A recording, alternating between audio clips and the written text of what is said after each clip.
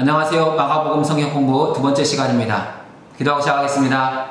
좋으신 하나님 아버지 감사합니다. 이 귀한 시간 하나님의 말씀 성경을 공부할 수 있도록 은혜 베푸시니 감사합니다. 이 시간도 지혜와 계시의 영으로 함께 하셔서 주의 말씀을 깊이 깨닫게 하시고 그 말씀 속에서 우리를 향하신 하나님의 사랑과 주님의 선하신 뜻을 깨달아가는 복된 시간 되도록 인도하여 주옵소서. 귀하신 예수님의 이름으로 기도드립니다. 아멘. 오늘은 제2과 서론을 공부하겠습니다. 마가복음 1장 1절에서 20절까지의 말씀을 중심으로 마가복음이 어떻게 시작하는지를 공부하겠습니다. 먼저 본문의 위치를 보시면 마가복음을 여는 첫 단락은 나머지 본문의 배경 무대를 설정한다 라고 되어 있습니다.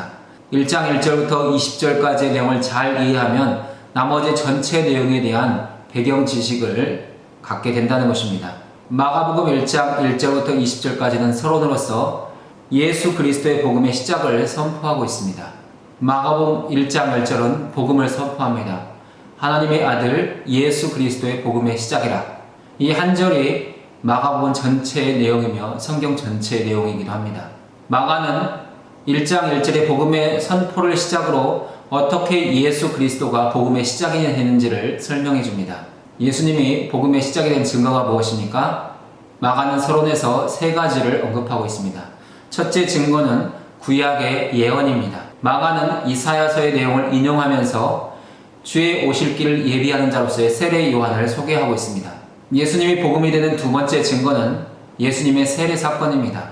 예수님의 세례에는 성령의 임하심, 세례를 받으시는 예수 그리스도, 예수가 하나님의 아들이 되심을 선포하는 성부 하나님의 말씀이 있습니다.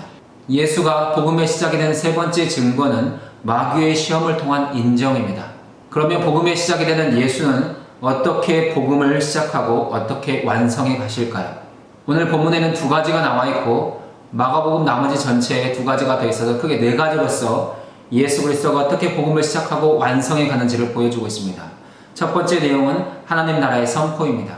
예수님은 하나님 나라의 선포로부터 복음의 사역을 시작하셨습니다. 두 번째는 복음을 전할 제자들을 선택하십니다. 예수님이 직접 찾아가셔서 제자들을 선택하는 이 사랑으로서 하나님의 나라를 시작하십니다.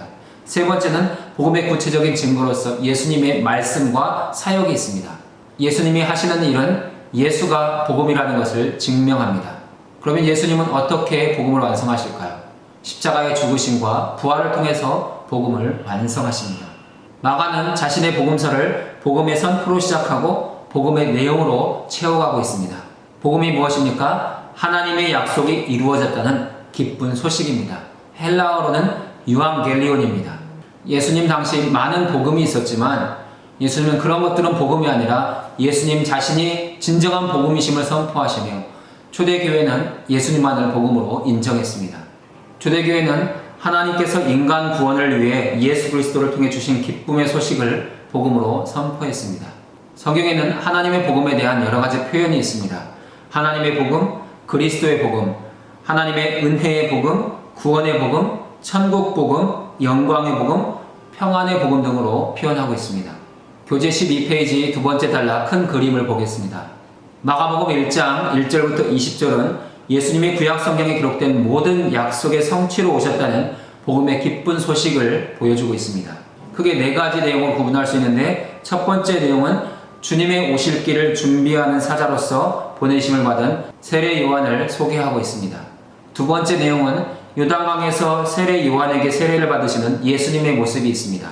예수님의 세례는 출애굽 후 홍해를 건너는 이스라엘 백성들의 홍해 도하 사건의 연속성과 불연속성을 가집니다. 홍해 사건은 예수님을 통한 구원 사건의 한 예표입니다. 성경에는 물을 건너는 많은 사건들이 있습니다. 모두 예수 그리스도의 구원을 향하여 나아가는 예표들로서 진정한 종결은 예수 그리스도의 세례를 통해서 완성되어집니다. 불연속성이라는 것은 예수 그리스도의 이름으로 세례를 받은 후에 우리 그리스도인들은 더 이상 물을 통과하지 않아도 된다는 것입니다. 세 번째 내용은 성령에게 이끌려 광야에서 40일 동안 시험 받으시는 예수님의 모습입니다. 예수님의 광야 시험은 시내산에 40일 머물렀던 모세, 이스라엘 백성들의 40년 광야 생활, 엘리야의 40일 광야 생활과 연속성을 갖습니다. 네 번째 내용은 예수님의 갈릴리 사역의 시작입니다. 갈릴리는 예수님의 초기 사역의 중심지입니다. 예수님은 갈릴리 사역을 하시는 동안 이사야 9장 1절을 인용하여 갈릴리에 어둠이 물러가고 빛이 임했다는 것을 말씀하셨습니다. 13페이지부터 이어지는 묵상과 토론을 위해서 본문의 단어와 중요 구절들을 먼저 공부해 보겠습니다. 마가복음에서 가장 중요한 구절은 1장 1절입니다. 하나님의 아들 예수 그리스도의 복음의 시작이라. 마가는 복음이 무엇인지부터 설명합니다. 복음은 기쁜 소식, 아름다운 소식이 복음입니다. 예수가 하나님의 아들이시라는 것, 예수가 그리스도가 되신다는 것, 이것이 진정한 복음입니다. 예수가 복음이 되시는 이유가 무엇입니까? 마가복음에는 4가지 증거가 나와 있습니다. 먼저 성경적 증거가 있습니다. 구약에 약속된 약속의 말씀의 성취입니다. 두 번째, 예수가 복음이 되는 신적인 증거가 있습니다. 하나님의 음성, 귀신의 고백입니다. 성부 하나님은 마가복음에서 세례 받으실 때 변화산에서 2번 예수님에 대해서 말씀하십니다. 이는 내 사랑하는 아들이다. 그리고 마귀들도 예수님을 증언합니다. 당신은 하나님의 아들입니다. 이 2가지가 마가복음에 등장하는 신적인 증거입니다. 세 번째 증거는 신앙 고백의 증거가 있습니다. 사도 베드로가 주는 그리스도이십니다 라는 고백을 합니다. 그러나 사도 베드로의 고백은 예수님에 의해서 비밀로 감추어집니다. 그리고 드디어 십자가 밑에서 예수님의 죽음을 목격한 백부장의 입에서 이 사람은 진실로 하나님의 아들이었도다 라는 고백이 이어집니다. 예수가 복음이라는 것은 본래 하늘에 속한 것이었고 비밀이었습니다. 하지만 십자가 사건 외에는 땅에 속한 것이 되었고 사람들의 고백이 됩니다. 이것이 진정한 복음입니다. 네 번째 증거는 사역의 증거가 있습니다. 예수님이 행한 말씀과 사역, 십자가와 부활, 이것이 예수님의 복음이심을 증언하고 있습니다. 우리는 우리의 주님 대신 예수님을 표현할 때 예수라는 단어만 사용하는 것을 꺼려합니다. 왜냐하면 님자를 붙이지 않으면 조금 경망스럽게 생각하기 때문입니다. 그러나 복음서를 읽어보시면 모두 예수로 표현되어 있습니다. 서신서에 가면 주 예수 그리스도라는 호칭이 됩니다. 예수는 복음을 강조할 때 사용되는 표현입니다. 예수님은 신앙화된 그리스도입니다. 예수가 그리스도인 것을 알고 고백하는 사람들이 붙이는 호칭이 예수님, 우리 주 예수 그리스도입니다. 예수님 당시의 복음은 로마 제국이 복음이었습니다. 로마 제국 안에서의 복음은 황제의 등극이나 왕의 후손의 출생, 로마의 전쟁 승리 또는 로마의 지배력이 확장되는 그리고 유지 계승 발전되는 것이 복음이었습니다. 로마는 전쟁을 통해서 다른 나라를 정복하게 되면 그곳에 가서 복음을 선포했습니다. 복음입니다. 이제 로마가 여러분의 통치자가 되었습니다 라고 선언했습니다. 그러나 예수 그리스도의 십자가와 부활을 목격하고 성령의 강림을 경험한 교회는 오직 예수 그리스도가 복음임을 선포하기 시작합니다. 교회는 그리스도 예수 안에서 하나님의 나라가 임하고 있으며 하나님의 아들이며 그리스도인 예수가 진정한 복음이라고 선언했습니다. 진정한 복음은 로마 황제의 복음이 아니라 예수 그리스도입니다. 오늘 우리 삶에 적용해 본다면 우리의 모든 형편과 사정이 잘 되는 것, 그런 것도 좋은 일이지만 복음은 아닙니다. 진정한 복음은 영원히 변하지 않고 우리를 영원한 쪽으로 인도해 가시는 예수 그리스도가 복음입니다. 우리는 마가복음을 시작하는 처음 세 단락에서 예수의 정체성과 사역에 관한 집약적인 기독론을 제공받습니다. 세례 요한의 사역과 선포를 통해서 우리는 예수 그리스도가 약속된 메시아이며 세례 요한은 예수에게를 준비하는 사자였다는 것을 알게 됩니다. 우리는 예수님의 세례를 통해서 성부, 성자, 성령으로 역사하시고 임재하시는 삼위일체 하나님을 만나게 됩니다. 세 번째로 우리는 예수님의 시험을 통해서 인생 광야를 살아가는 택한 백성들을 사탄 마귀로부터 보호하시는 그리고 인도하시는 선한 목자이신 주님을 만나게 됩니다. 마가는 이 세 가지 내용을 통해서 예수의 정체성을 분명히 드러냅니다. 예수가 바로 하나님의 아들이시며 그리스도입니다. 약속된 메시아입니다. 선포하고 있습니다. 그러나 이 선포 이후 예수님의 십자가 사건까지 예수님의 정체성은 계속해서 감추어집니다. 제자들은 예수님이 누구이신지 깨닫지를 못합니다. 예수님은 자신의 정체를 계속해서 숨겨두려 하십니다. 그러나 십자가 사건 이후에는 이제 만천하에 공개되는 것이 예수님의 정체성입니다. 2절은 선지자 이사야 글로 시작합니다. 구약 성경을 통해 약속된 메시아가 도래하셨음을 설명하는 근거 말씀입니다. 4절에 세례 요한이 소개됩니다. 마가와 다른 복음서의 저자는 주의 길을 준비하는 자로서 보냄을 받은 자가 바로 세례 요한이라고 소개하며 각자의 복음을 시작하고 있습니다. 1세기 당시 유대인들은 말라기 3장 1절과 4장 5절에 기초하여 선지자 엘리야가 나타나 임박한 주의 날을 예비할 것으로 기대하고 있었습니다. 마가는 그 기대가 세례 요한에 의해서 성취되었다고 선언하고 있습니다. 3절과 4절에 광야가 등장합니다. 광야는 하나님을 1대1로 만나는 장소입니다. 죄인된 인간이 정화되는 장소이고 하나님의 말씀, 예언이 성취되는 장소가 곧 광야입니다. 세례 요한은 회개의 세례를 전파했습니다. 회개는 단순히 죄에 대한 통회의 감정이 아닙니다. 말과 생각으로만 고백하는 것이 회개가 아니라는 것입니다. 진정한 회개는 인격 전체가 하나님께로 돌이키는 것입니다. 말과 생각과 행동까지, 그리고 자신의 모든 존재를 하나님께로 향하는 것, 그것이 진정한 회개입니다. 우리가 하나님 앞에서 회개했다면 죄로부터 떠나 행동을 철저하게 바꿀 필요가 있습니다. 예수님 당시 세례는 물속에 잠겼다 나오는 침례였습니다. 온 유대와 예루살렘은 요단강에 나와서 요단강에 몸을 잠기며 세례를 받았습니다. 세례받기 전 이스라엘 백성들은 자기 죄를 자복했습니다. 하나님은 사람들의 마음에 역사하셔서 다시 하나님께로 돌이키게 하시고 오실 메시아를 맞이할 준비를 하게 하십니다. 그래서 죄인들의 마음에 자복하고 회개할 마음을 주십니다. 세례 요한이 입었던 옷은 낙타 트럭과 가죽띠입니다. 먹었던 음식은 메뚜기와 석청이었습니다. 이러한 모든 것들은 선지자 엘리야를 연상하게 하는 이미지입니다. 마가는 이런 용어들을 통해서 세례 요한이 엘리야의 심정으로 와서 주의 길을 예비하는 선지자가 되었다고 선언하고 있습니다. 7절에서 중요한 단어는 나보다 능력 많으시니 신발끈입니다. 나보다 능력 많으시니는 예수님의 신성을 의미하고 있습니다. 예수님이 신었던 신발과 그 끈은 예수님의 인성을 강조하는 표현입니다.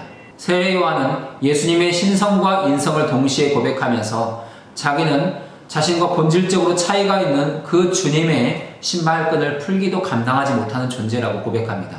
우리가 예수님을 나의 주님으로, 나의 친구로 고백하지만 주님과 나는 본질적인 차이가 있다는 것을 늘 기억하셔야 됩니다. 그 마음에서부터 주님을 향한 경외감이 생기는 것입니다. 바가는 세례 요한이 예수님에 대해서 선포한 메시지를 두 가지로 정리하고 있습니다. 첫 번째 내용은 세례 요한은 예수께서 엘리야 역할을 하시는 자신 뒤에 오시는 진정한 메시아임을 알고 있었다는 것입니다. 두 번째는 요한이 자신의 물세례가 예수께서 베푸실 성령 세례의 예표라는 것을 내다보고 있었다는 것입니다. 8절에서 중요한 단어는 물세례와 성령 세례입니다. 세례 요한이 베풀었던 물세례는 의로우신 하나님 편에 나아갈 수 있는 최소한의 의를 제공하는 것입니다. 자기 죄를 자복하고 회개했기 때문에 정결해져서 하나님 편에 나아갈 수 있는 자격을 얻게 된 것입니다. 이 물세례는 새로운 출애굽의 시작점이라고 할 수 있습니다. 성령 세례는 예수를 그리스도로 고백하는 성도들에게 주어지는 세례입니다. 우리에게 성령이 부어질 때 우리는 계속해서 믿음으로 예수가 우리의 주님이심을 고백하고 의지하게 됩니다. 우리는 또한 성령을 통해서 복음의 비밀을 계속 깨닫고 우리의 삶에 적용해 갑니다. 또한 성령은 다양한 은사를 우리에게 주셔서 우리로 하여금 주님을 섬기게 하는 특별한 은혜를 누리게 합니다. 이러한 의미들을 통해서 성령 세례는 구원의 완성을 향해 전진하게 하시는 하나님의 함께 하심이라고 할 수 있습니다. 9절의 중요한 단어는 갈릴리 나사렛입니다. 나사렛은 예수님이 자라고 성장한 동네입니다. 갈릴리 산골에 있는 작은 마을로 유대인들에게는 주목받지 못한 동네입니다. 9절에서 또한 중요한 표현은 요한에게 세례를 받으시고입니다. 예수님은 요한에게 세례를 받으실 필요가 없는 분이십니다. 왜냐하면 죄 없이 이 땅에 오신 하나님의 아들이시기 때문입니다. 그러면 왜 예수님이 세례를 받으시는 것입니까? 예수님 자신이 성령으로 세례를 베푸실 영광의 하나님이시기 때문입니다. 또한 예수님 자신이 모든 죄인과 자신을 동일시하는 겸손한 인간이심을 보여주시기 위해서입니다. 예수님은 세례 받으심으로 죄 씻음의 의미에서 한 걸음 더 나아가 그리스도와의 연합이라는 새로운 의미를 더해 주셨습니다. 우리 모두는 세례를 통해서 예수 그리스도와 연합한 존재로 살아갑니다. 예수님은 세례 받으실 때 요단강에 예수님의 옷자락을 펼쳐놓으셨습니다. 예수의 이름으로 세례받는 모든 사람은 물에 들어갔다 나올 때 그 주님의 옷자락을 입고 나오게 되어 있습니다. 서신서에서 예수 그리스도로 옷 입으라는 표현 안에는 이 예수님이 세례시에 요단강에 펼쳐놨던 그 옷자락을 함께 덧입은 자로서 예수 그리스도와 연합한 자로서 살아가라는 의미가 함께 담겨 있습니다. 10절의 중요한 단어는 하늘이 갈라짐입니다. 예수님이 세례를 받으실 때 하늘이 갈라졌습니다. 이것은 예수를 그리스도로 고백한 성도들이 세례를 받을 때에 막혔던 하늘문이 열리는 것을 보여주는 것이고, 또한 하나님과의 진정한 교제가 시작됨을 상징적으로 보여주는 것이라고 할 수 있습니다. 예수님은 세례 받으실 때 성령의 비둘기같이 자기 위에 임하는 것을 보셨고, 하나님이 너는 내 사랑하는 아들이라고 말씀하시는 음성을 들었습니다. 예수님의 세례 현장에는 성부 하나님, 성자 예수 그리스도, 성령 하나님이 함께 하시는 삼위일체의 사건의 신비를 보여주는 사건입니다.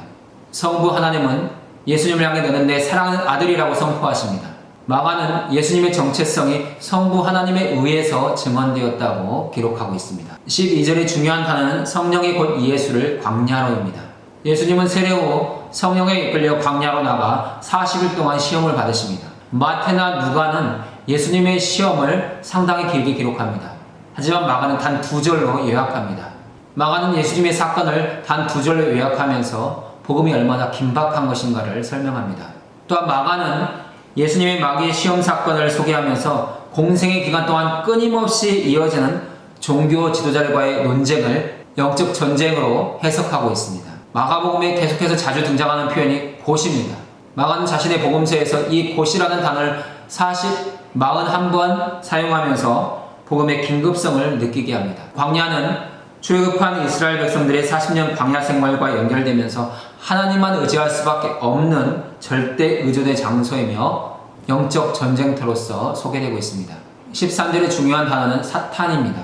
사탄은 적대자라는 의미로서 구약 성경에 24번 등장합니다. 신약 성경에서는 이 단어가 사탄으로 34회 사용되고 마귀로 36회 사용되고 있습니다. 사탄과 마귀는 동일한 의미를 갖고 있습니다. 사탄의 기원에 대해서 유대의 묵시문학은 사탄이 하나님의 피조물인 천사장 루시퍼로서 하나님을 대적하였다가 천상에서 쫓겨난 후 하나님의 제1 대적자가 된 존재라고 설명하고 있습니다. 우리는 보통 사탄을 루시퍼라고 알고 있는데 그것은 킴 제임스 성경에 이사야 14장 12절의 계명성을 루시퍼로 사용했기 때문입니다. 킹 제임스 영어 성경을 보면 이사야 14장 12절에 O Lucifer, son of the morning이라고 기록하고 있습니다. 14절의 중요한 표현은 시험을 받으시며 들짐승과 함께입니다. 마가는 예수가 사탄에게 시험을 받으셨다는 것을 통해서 하나님의 아들이 당하신 내적 유혹을 설명합니다. 사탄은 예수님을 시험하며 내가 만일 하나님의 아들이면이라는 전제로 시작합니다. 예수님은 하나님 아버지와 함께 천지 만물을 창조하신 창조주로서 자신의 존재를 증명할 필요가 없으신 분이십니다. 자신의 존재를 증명할 필요가 없습니다. 하지만 사탄은 내가 만일 하나님의 아들이라면, 내가 하나님이라면 내 존재를 증명하라고 예수님을 유혹하고 시험합니다. 예수님은 사탄의 시험을 자신의 존재 증명의 기회로 쓰지 않습니다. 오직 말씀으로 사탄을 물리치십니다. 예수님은 광야에서 들짐승과 함께 있었습니다. 이것은 예수님의 외적 고난을 표현합니다.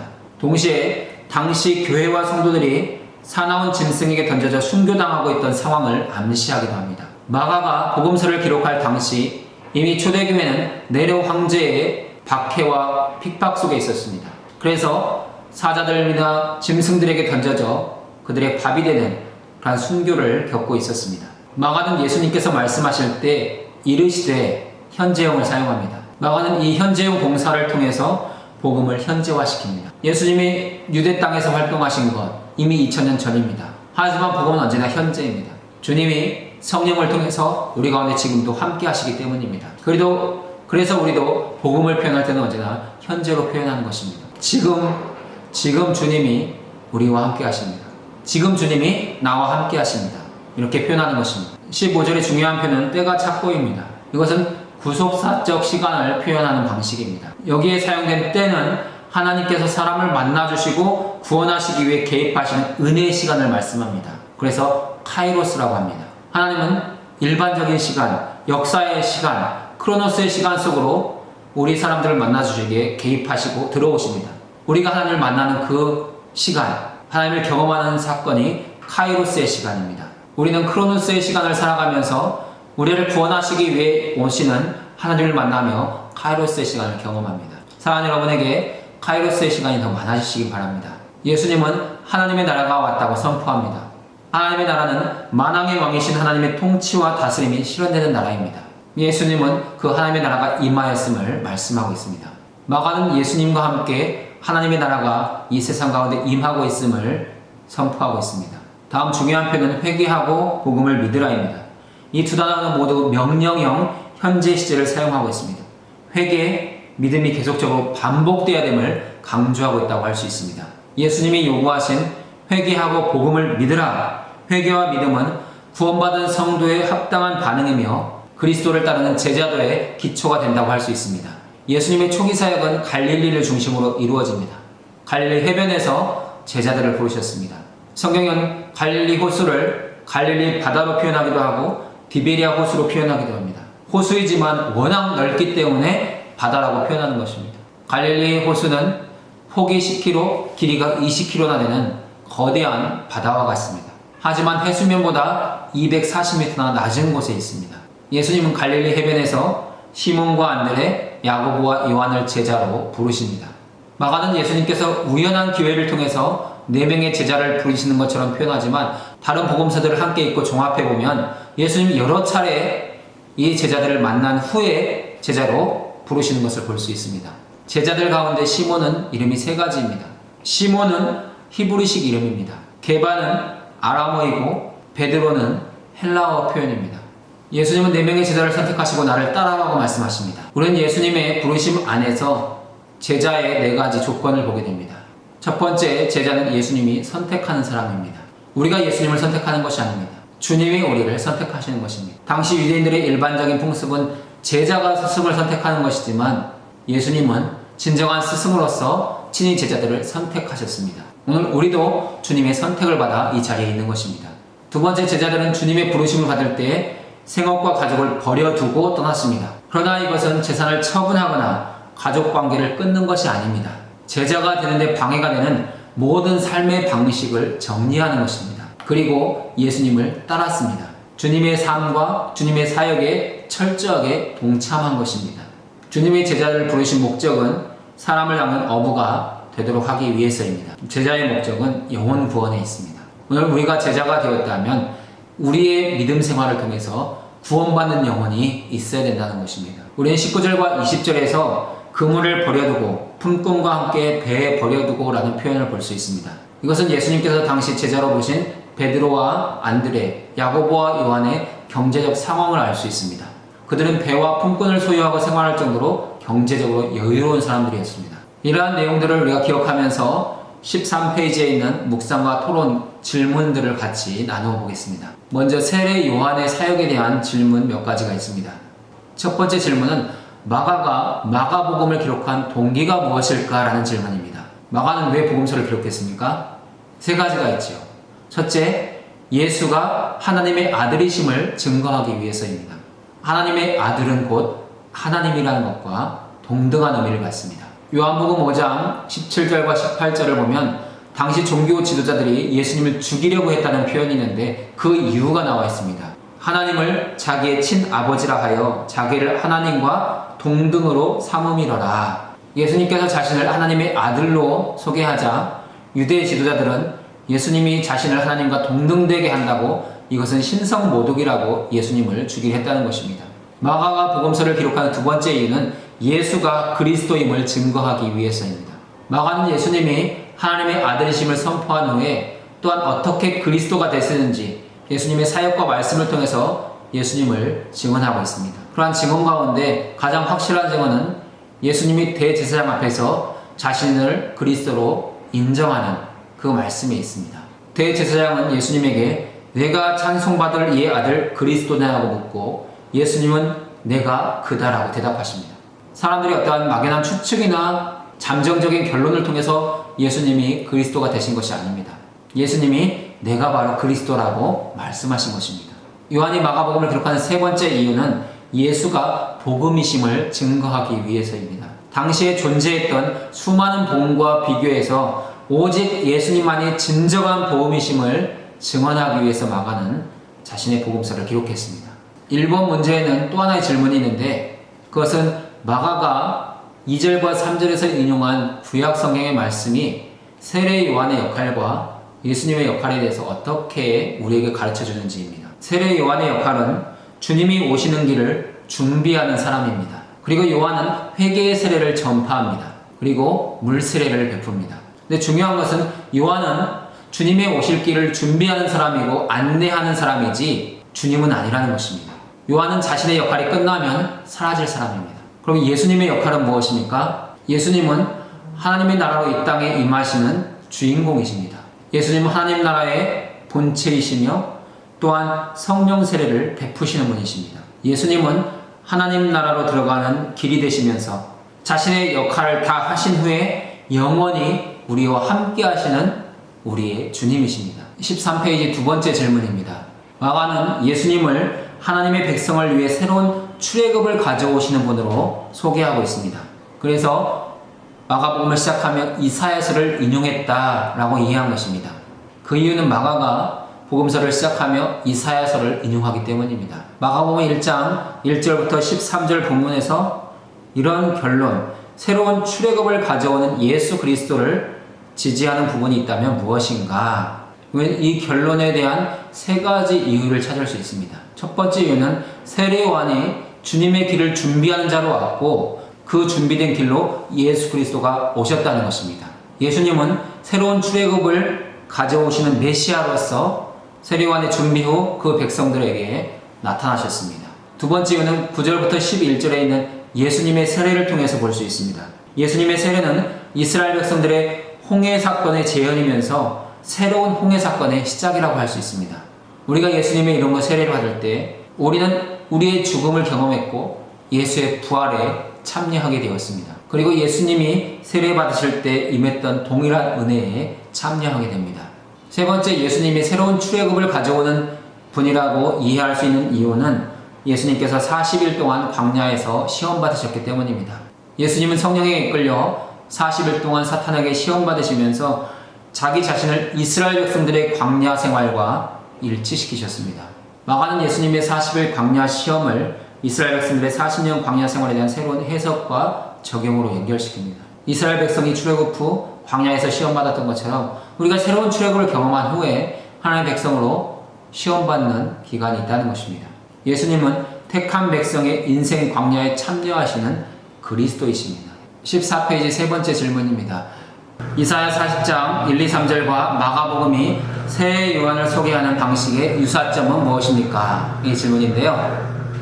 이사야 40장 3절을 같이 읽어보겠습니다. 외치는 자의 소리여 이르되 너희는 광야에서 여호와의 길을 예비하라. 사막에서 우리 하나님의 대로를 평탄하게 하라. 마가는 이사야서의 말씀을 인용하여 보라 내가 내 사자를 내 앞에 보내노니 그가 내 길을 준비하리라. 광야에 외치는 자의 소리가 있어 이르되 너희는 주의 길을 준비하라. 그의 오실 길을 곧게 하라. 이렇게 기록하고 있습니다. 이 두 본문에는 네 가지 유사점이 있습니다. 첫 번째, 둘 다 외치는 자의 소리로 소개되는 것입니다. 광야에서 외치는 자의 소리가 있습니다. 세례 요한도 외치는 자의 소리입니다. 두 번째 유사점은 그 활동 장소입니다. 둘 다 광야에서 활동한다는 것입니다. 세 번째 유사점은 둘 다 주의 길을 예비하는 것입니다. 메시아가 오시는 길을 예비하는 광야에서 외치는 자의 소리, 예수 그리스도가 오시는 길을 예비하는 세례 요한의 모습을 볼 수 있습니다.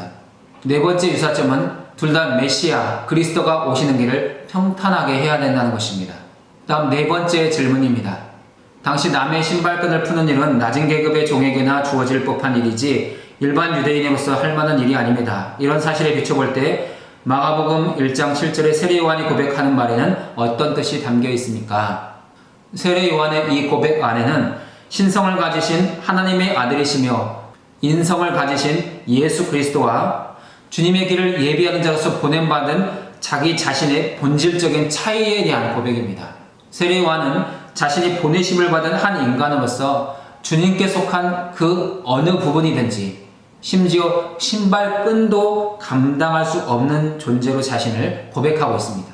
세례 요한의 고백 안에는 거룩한 경외감이 묻어나고 있습니다. 나는 주님의 몸, 심지어 신발, 그 끈도 만질 수 없습니다. 이런 고백이 담긴 것입니다. 다음 5번째 질문입니다. 세례요한은 자기 뒤에 오시는 이가 너에게 성령으로 세례를 베푸시리라고 말하고 있습니다. 우리는 마가복음 1장 2, 3절을 통해 마가가 자신의 복음서 기록을 구약 성경의 기초에 세웠다고 여길 수 있습니다. 그렇다면 8절에서 마가가 염두하고 있는 것은 무엇입니까?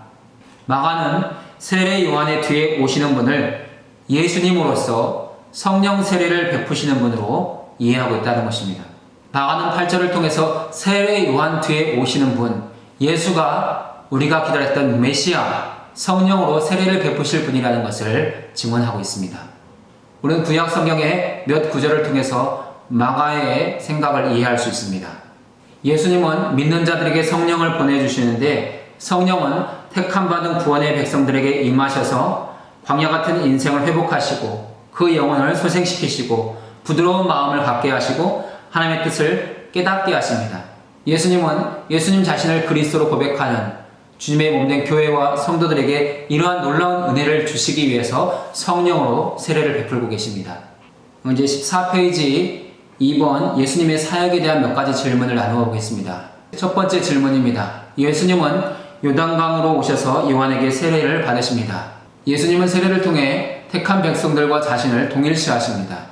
마가복음 10장 45절과 연관하여 이후에 이어지는 말씀과 사역의 중요성과 의미는 어떻게 강조됩니까? 마가복음 10장 45절 말씀을 잘 아시죠? 인자가 온 것은 섬김을 받으려 함이 아니라 도리어 섬기려 하고 자기 목숨을 많은 사람의 대속물로 주려 함이니라. 아멘. 예수님이 세례받으신 사건의 중요성이 무엇입니까? 예수님의 세례는 창조주 하나님이 피조물의 형상으로 이 땅에 성육신 하신 후에 죄인의 삶에 동참하기 위해서 자기를 낮추시고 죄인과 자신을 동일시하는 사건이라는 것입니다. 예수님은 세례를 통해서 죄인의 자리까지 낮아지셨습니다. 그러면 예수님이 세례받으신 사건의 의미는 무엇입니까? 세례는 죄를 자복하고 씻는 예식으로서 십자가에서 자신의 목숨을 많은 사람의 대속물로 주는 구원 사건의 시작점이 바로 세례라는 것입니다. 예수님이 십자가를 통해서만 자신의 생명을 주신 것이 아니라 이 세례를 통해서 이미 자신의 생명을 주기 시작하셨다는 의미입니다. 또한 교회와 성도들은 세례를 받을 때 그리스도와 연합하게 됩니다. 그리고 연합한 자로서 함께 하나님 아버지께 나아갈 수 있는 자격과 특권을 부여받습니다. 15페이지 두 번째 질문입니다. 성령의 강림과 더불어 예수님은 특별한 사명을 담당하도록 위임받으십니다. 예수님이 이전에 다른 하나님의 종들과 유사한 점과 다른 점은 무엇입니까? 예수님과 다른 종들과 유사점은 무엇입니까? 모두 하나님으로부터 보내심을 받는다는 것입니다. 하지만 차이점이 있습니다. 예수님은 하나님의 보내심을 받는 사자가 아니라 하나님으로서 이 땅에 오셨다는 것입니다. 예수님은 하나님 자신이 이 땅에 오시는 성육신의 사건입니다. 그렇다면 예수님이 광야에서 시험받는 모습이 구약의 다른 종들과의 연결성은 무엇입니까? 하나님께 보내심을 받은 종들은 어느 시대에나 시험을 받았습니다. 고난을 당했고 죽기까지 했습니다. 예수님은 그런 모든 보냄받은 종들의 마침이 되기 위해서 이 땅에 오셨고 십자가에서 죽으셨습니다. 마가는 예수님이 세례받으실 때 들짐승과 함께 있었다는 표현을 썼습니다. 성경에서 하나님의 종이 들짐승과 함께 있으며 시험당하는 다른 장면은 어디일까요? 히브리서 11장 37절에는 이렇게 말씀합니다.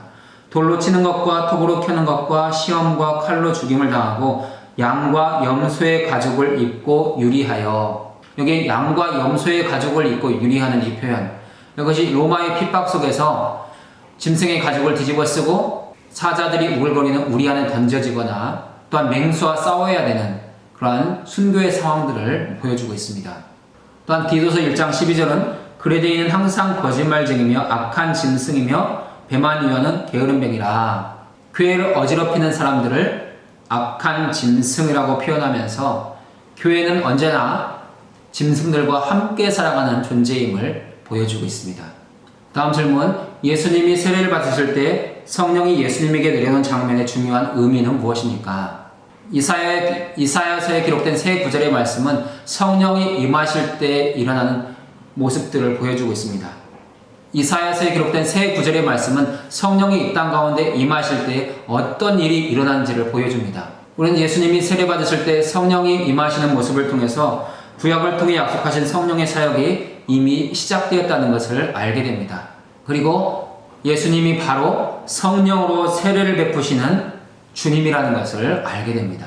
요한복음 1장 33절은 성령이 내려서 누구 위에든지 머무는 것을 보거든 그가 곧 성령으로 세례 베푸시는 이인 줄 알라는 말씀이 있습니다. 예수님 위에 성령이 임하셨다는 것은 예수님이 곧 성령으로 세례를 베푸실 분이라는 증거입니다. 15페이지 세 번째 질문입니다. 마가복음 1장 14절과 15절은 마가복음 전체의 요약 진술이라고 할 수 있습니다. 이 구절에서 우리가 배울 수 있는 하나님의 나라는 무엇이겠습니까? 우리는 예수님의 선포를 통해서 회개하고 복음을 믿는 자들만이 들어갈 수 있는 나라가 하나님의 나라라는 것을 깨닫게 됩니다. 우리가 회개하지 않았다면, 우리가 복음을 믿지 않는다면 하나님의 나라에 들어갈 수가 없습니다. 마가복음이 선포하는 하나님의 나라와 당시 대중이 기대했던 하나님의 나라의 차이는 무엇입니까? 예수님 당시 유대인들이 기대했던 하나님의 나라는 정치적으로, 군사적으로 로마로부터 해방되는 것을 기대했습니다. 하지만 예수님을 통해서 임하시는 하나님의 나라, 마가가 선포하는 하나님의 나라는 그런 나라가 아닙니다. 마가가 선포하는 하나님의 나라는 하나님의 복음 전파를 통해서 계속해서 확장되어가는 나라입니다. 그리고 하나님의 다스림과 통치가 회복되는 나라입니다. 16페이지 네 번째 질문입니다. 마가복음 1장 16절에서 20절에서 예수님은 첫 네 제자를 부르십니다. 예레미야서 16장 15, 17절을 읽어보십시오. 예수님이 이들을 사람을 낳는 업으로 부르신 의도가 무엇이라고 생각합니까? 우리가 마가복음의 말씀과 예레미야의 말씀을 비교해서 생각해보면 예수님이 제자들을 사람을 낳는 업으로 부르시는 의도는 죄인들로 하여금 하나님의 복음을 듣고 회개하여 하나님의 나라에 들어가도록 하시기 위해서라는 것을 알게 됩니다. 예수님의 제자들을 부르신 이유는 영혼 구원의 목적이 있다는 것입니다. 16페이지 마지막 다섯 번째 질문입니다. 그리스도의 제자도에 관하여 18절과 20절에서 우리가 얻을 수 있는 교훈은 무엇입니까? 우리는 18절과 20절에서 제자도에 대한 세 가지 교훈을 얻게 됩니다. 첫 번째 교훈, 제자는 생업과 가족을 버려두고 떠나야 된다는 것입니다. 이것은 재산이나 가족과의 관계를 끊는 것이 아닙니다. 제자가 되는데 방해되는 모든 삶의 방식을 정리하는 것입니다. 예수님과 동행하는 삶, 예수님의 말씀을 따르고 순종하는 삶에 우선순위를 두는 것이 생업을 버리고 떠나는 것입니다. 두 번째 교훈은 생업을 버린 후에는 예수님을 따라가야 된다는 것입니다. 이것은 주님의 사역과 삶에 철저하게 동참하는 것입니다. 우리가 예수님을 믿는다고 말하면서 예수님의 삶, 예수님의 가르침에 순종하는 것이 없다면 그것은 동참이 아닙니다. 우리가 예수님을 따르는 삶이 없다면 우리는 단지 종교 생활을 할 뿐입니다. 우리가 예수님을 따라 행하는 삶이 있을 때 우리의 삶은 신앙이 되는 것입니다. 그리고 제자는 사람을 낳는 어부가 되어야 합니다. 이것은 제자를 부르시는 목적이 영혼 구원에 있다는 것을 분명하게 하는 것입니다. 오늘 우리 모두는 예수 그리스도의 제자입니다. 예수님이 하나님의 아들이심과 그리스도이심을 고백합니다. 그러면 우리도 우리 삶의 우선순위를 정리해야 합니다. 주님을 따르기 위해 방해되는 모든 것들을 다 떠날 수 있어야 합니다. 그리고 예수님을 따라가고 영혼 구원에 관심을 두어야 합니다. 그것이 진정한 제자도의 모습입니다. 지금까지 나눈 내용을 가지고 복음 메시지, 성경신앙 메시지, 조직신앙 메시지를 정리해 보겠습니다. 오늘 본문에는 세 가지의 복음이 나와 있습니다. 첫 번째 복음은 성경 중심의 메시지 복음입니다. 성경 전체 이야기의 흐름의 핵심은 우리를 구원하시고 우리를 해방하시는 하나님의 복음입니다. 복음은 하나님이 죄인들을 위해 그리스도 안에서 행하시는 일들이 복음입니다. 여기서 가장 중요한 것이 그리스도 안에서입니다. 하나님이 그리스도 안에서 행하시지 않았다면 그것은 다른 종교가 될 수 있습니다. 유대교도 하나님을 믿습니다. 그들은 그리스도 안에서 이루어지는 일을 인정하지 않습니다. 하지만 교회는 하나님이 그리스도 예수 안에서 행하신 일을 믿고 따르는 사람들입니다. 마가는 하나님이 우리를 위하여 예수님 안에서 무슨 일을 행하셨는가가 복음이라고 말하고 있습니다. 두 번째 복음 메시지는 약속을 지키시는 하나님입니다. 예수님은 구약의 예언과 기대를 이루시는 분으로 우리에게 오셨습니다. 하나님은 구약 성경을 통해서 끊임없이 약속하셨습니다. 나는 너희의 하나님이 되고 너희는 내 백성이 되리라. 이 말씀을 구체적으로 이루시기 위해서 예수님을 보내어 주시고 우리로 예수님 안에서 하나님의 자녀가 되도록 하셨습니다. 구약의 백성들은 그들의 불신앙으로 인해서 하나님 앞에서 실패했습니다. 하나님은 아들을 보내어 택한 백성들의 실패를 감당하게 하시고 예수 그리스도 안에서 모든 믿는 자들을 하나님의 자녀로 부르셨습니다. 우리 모두는 그리스도의 의로 인하여 죄와 허물이 가려지고 하나님의 자녀로 입양되어 하나님의 가족이 되어 살아갑니다. 본문의 세 번째 복음은 평범한 사람을 부르시는 하나님의 사랑입니다. 예수님이 제자를 찾으시는 모습을 보면 예수님이 먼저 찾아가셨습니다. 예수님의 행동은 제자 선택의 주권이 주님께 있음을 보여줍니다. 제자들이 주님을 선택한 것이 아니라는 것입니다. 그런데 더 놀라운 것은 예수님이 선택한 제자들은 평범한 사람이었다는 것입니다. 당시 유대 사회 안에서 노동자 계급이었으며 교육 배경이 전무한 사람들, 어부들을 주님은 제자로 부르셨습니다. 이것이 곧 놀라운 은혜이며 복음입니다. 하나님은 세상의 강한 자들을 부끄럽게 하시려고 약한 자들을 택하여 사용하셨습니다. 오늘 우리는 강한 자입니까? 약한 자입니까? 세상에 나가보면 한없이 약한 자입니다. 하지만 주님이 나와 함께 하시니, 강하신 하나님이 나와 함께 하시니 우리는 강하게 살아갈 수 있는 것입니다. 평범한 나를 부르셔서 하나님의 자녀로, 하나님 천국 백성으로 살게 하신 하나님 앞에 날마다 감사하실 수 있기를 바랍니다. 성경신학 메시지에 세 가지 내용이 있습니다. 첫 번째 내용은 하나님의 아들입니다. 마가는 예수 그리스도가 하나님의 아들이심을 선포하며 그의 복음을 시작합니다. 이 하나님의 아들이라는 호칭은 예수 그리스도의 신성을 강조하는 호칭입니다. 예수는 불순종하는 아들, 아담으로부터 시작된 그 불순종을 끝내고 순종하는 하나님의 아들이십니다. 우리가 누가복음의 족보를 보면 누가는 아담을 하나님의 아들로 묘사하는 것을 볼 수 있습니다. 예수 그리스도를 믿음으로 하나님의 아들과 연합하는 자들도 하나님의 자녀로 양육되어 하나님의 자녀로 입양되어 하나님의 가족이 됩니다. 이것이 성경에서 창세기로부터 복음서 또한 계시록에까지 이어지는 하나님의 아들의 흐름입니다. 두 번째 성경신학은 광야 시험입니다. 예수님은 성령에 이끌려 광야로 가셨고 사단에게 40일 동안 시험 받으셨습니다. 이것은 성경에 등장하는 모세의 시내산 40일, 이스라엘 백성의 광야 40년, 엘리야의 광야 40일과 연결된다고 할 수 있습니다. 하나님 택한 백성들, 심지어 하나님의 아들까지 광야를 통해서 시험하고 훈련하셨습니다. 예수님은 친히 광야에 나가셔서 사단에게 시험 받으심으로 하나님의 택한 백성들의 시험에 친히 동참하시는 분이십니다. 세 번째 성경신학 메시지는 하나님의 나라입니다. 예수님은 하나님의 나라의 주인으로서 이 땅 가운데 임하셨습니다. 그리고 믿음을 가진 성도들의 마음에 하나님의 나라가 임하게 하십니다.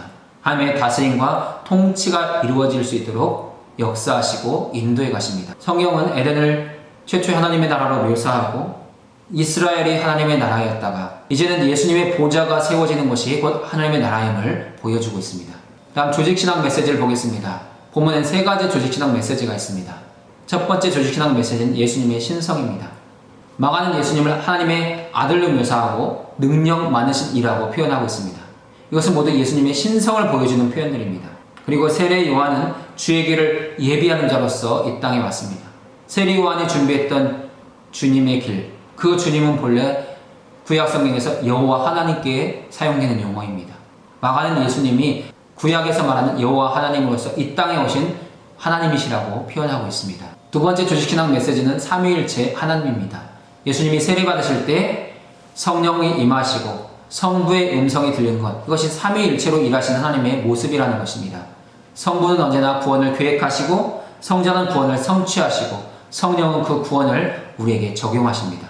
우리가 깨닫게 하시고 믿게 하시고 따르게 하시는 분, 그분이 성령이십니다. 세 번째 조직신학 메시지는 구원입니다. 예수님은 회개하고 복음을 믿으라고 선포하십니다. 회개와 믿음은 구원을 이루는 두 가지 반응입니다. 우리가 회개하지 않고 믿지 않으면 하나님의 나라에 들어갈 수가 없습니다. 믿음과 회개는 구원이라는 동전의 양면과 같습니다. 우리는 회개를 통해 죄에서 돌이키고 믿음을 통해 하나님을 향해 나가야 합니다. 이상 많은 시간 함께 해주셔서 감사드립니다. 다음 주에는 삶과 예수님의 초기 갈릴리 사역을 공부하도록 하겠습니다.